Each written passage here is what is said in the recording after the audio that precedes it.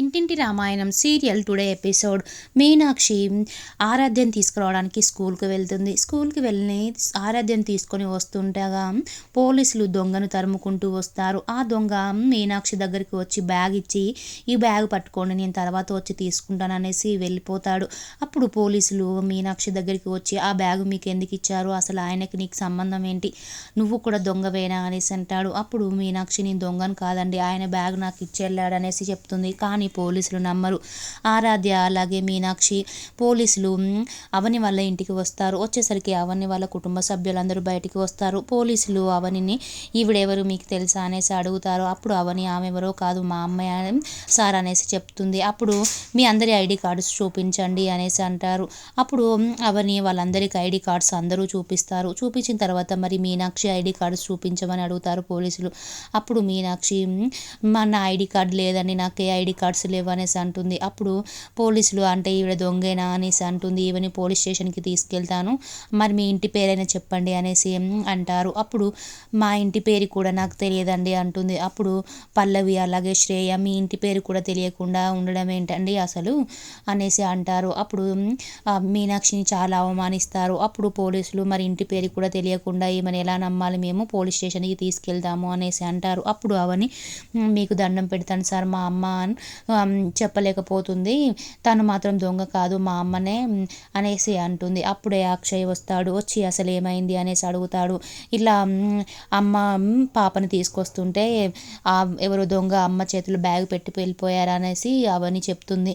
చెప్పినప్పుడు అక్షయ్ వాళ్ళ ఫ్రెండ్ ఎస్ఐకి ఫోన్ చేస్తాడు. ఎస్ఐకి ఫోన్ చేసి కానిస్టేబుల్కి ఇస్తాడు. ఇచ్చేసి వాళ్ళను ఆ మీనాక్షిని గారిని వదిలేయండి అని చెప్తారు. అప్పుడు కానిస్టేబుల్, మా ఎస్ఐ గారు చెప్పారనేసి వదిలిపెట్టానమ్మా, అయినా మీ ఇంటి పేరు కూడా తెలియకుండా ఉండడం ఏంటమ్మా అనేసి అక్కడి నుంచి వెళ్ళిపోతారు. వెళ్ళిపోయిన తర్వాత మీనాక్షి ఏడుస్తూ ఇంట్లోకి వస్తుంది. వచ్చిన తర్వాత పల్లవి, అసలు మీరేంటండి పోలీసులను మా ఇంటి ముందుకు తీసుకొచ్చి మా పరువు తీయాలనుకుంటున్నారా, అయినా మీ ఇంటి పేరు కూడా తెలియకపోవడం ఏంటి అనేసి అంటుంది.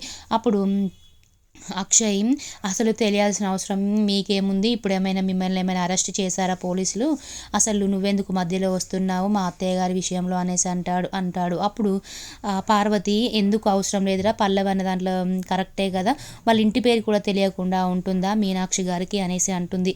అసలు మీనాక్షి వాళ్ళ ఆయన ఎవరు, అసలు వాళ్ళ ఇంటి పేరు కూడా తెలియకుండా ఎందుకు ఉంటుంది, మేము తెలుసుకోవాలి, ఇప్పుడంటే పోలీసులు వచ్చారు, లేదంటే మమ్మల్ని అరెస్ట్ చేస్తారు ఈవిడ వల్ల అనేసి అంటుంది. అప్పుడు అక్షయ్, అమ్మ నువ్వు నీ పని నువ్వు చూసుకో అమ్మ, మీనాక్షి అత్తయ్య ఏమైనా మన డీటెయిల్స్ ఏమైనా అడిగారా, మనం ఎందుకు ఆమె డీటెయిల్స్ అడగాలి, నీ పని ఏదో నువ్వు చూసుకో అనేసి అంటాడు. అప్పుడు పార్వతికి కోపం వచ్చి అక్కడి నుంచి వెళ్ళిపోతుంది.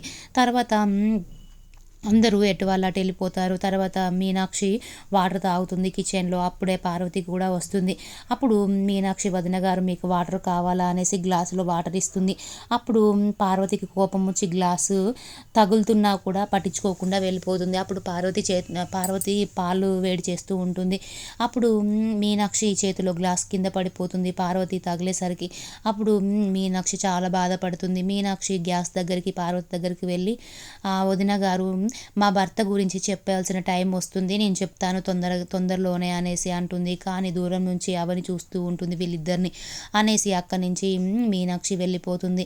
తర్వాత అవని అలాగే అక్షయ్ ఇద్దరు పడుకుంటారు. పడుకున్న తర్వాత ఒక్కసారిగా బాధగా అనిపించిస్తుంది అవనికి. ఒక్కసారిగా లేస్తుంది. అప్పుడు అక్షయ్, ఏమైంది అవని, అయినా మీ అమ్మగారికి మీ ఇంటి పేరు తెలియకపోవడం ఏంటి, అసలు ఎవరో మీ నాన్న గురించి నీకు తెలుసా, అయినా మీ అమ్మగారు ఎందుకు చెప్పలేం లేదు, ఏదైనా తాగుబోతాయినా తన పేరైనా చెప్పాల్సింది కదా, తిరిగిపోతాయినా కానీ ఎందుకు దాచుతుంది, అసలు మీ నాన్న గురించి నీకైనా చెప్పిందా చెప్పలేదా అనేసి అంటుంది. అప్పుడు అవని చాలా బాధపడుతుంది.